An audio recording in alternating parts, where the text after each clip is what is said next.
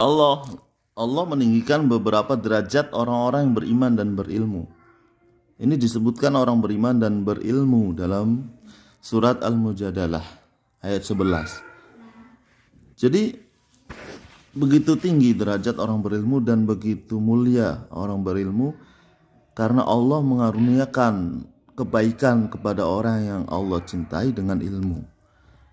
Jika Allah menghendaki kebaikan pada diri seseorang, Allah akan mengaruniakan kepadanya kepahaman agama. Antum di sini belajar ilmu agama, menghafal Quran, menghafal hadis. Orang yang keluar dari rumahnya untuk mencari ilmu agama atau ilmu-ilmu yang bermanfaat, berarti ia berada dalam jihad fi sabilillah hingga ia kembali ke rumahnya.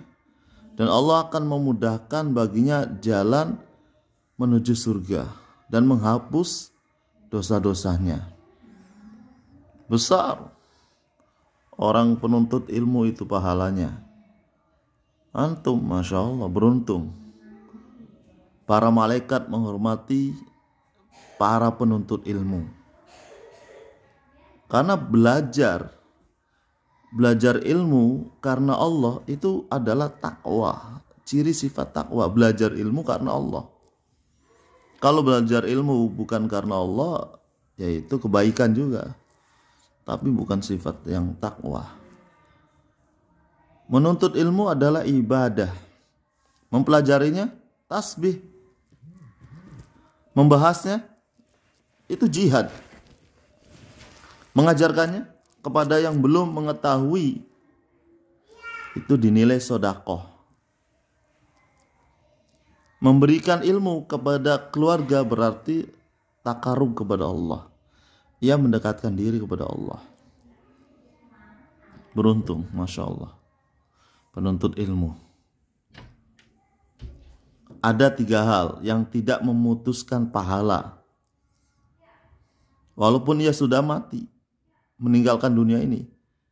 Apa itu? Sedekah jariyah, ilmu yang bermanfaat, dan doa anak yang soleh. Jadi mencari ilmu agama adalah wajib bagi setiap muslim. Kalau nggak mencari ilmu agama, bagaimana?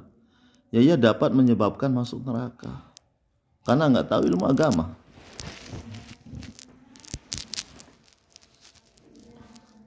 Nuntut ilmu agama bukan hanya seperti antum di pesantren, bukan. Ada majelis orang-orang yang sudah bekerja itu duduk dalam majelis ilmu, ulama yang ada majelis rutinan, kita duduk, kita datang mendengarkan, itu juga termasuk menuntut ilmu.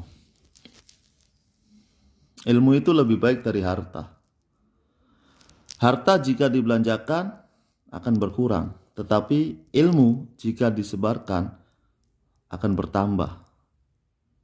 Ya, semakin ingat ketika kita menyampaikan ilmu. Makanya dalam mafhum hadis ada itu hasad atau dengki. Itu kan dilarang, haram. Nah, tapi ada hadis yang menyatakan hasad, walaupun maknanya mungkin ghibthah atau yang lain. Itu boleh.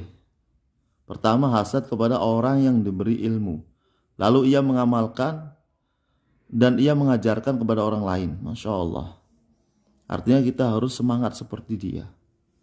Kedua, hasad terhadap orang yang diberi harta, lalu ia menggunakan hartanya di jalan Allah. Masya Allah, berat ujian banyak harta itu.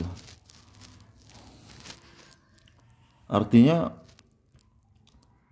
perbandingan dengan ibadah, ya ilmu lebih dulu. Makanya ilmu qabla amal. Karena amal itu dengan ilmu.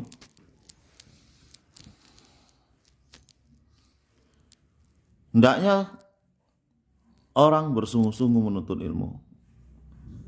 Ya, antum di sini sudah di pesantren, maka harus sungguh-sungguh.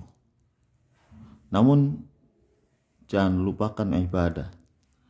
Seperti apa? Salat duha, tahajud, zikir.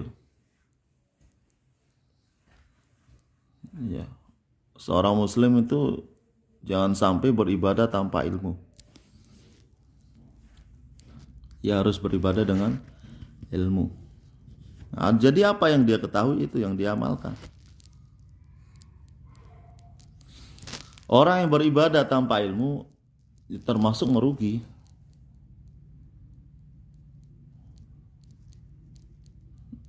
Ya dia nggak tahu amalan apa yang dia buat itu. Nah, orang tanpa ilmu, ya rugi.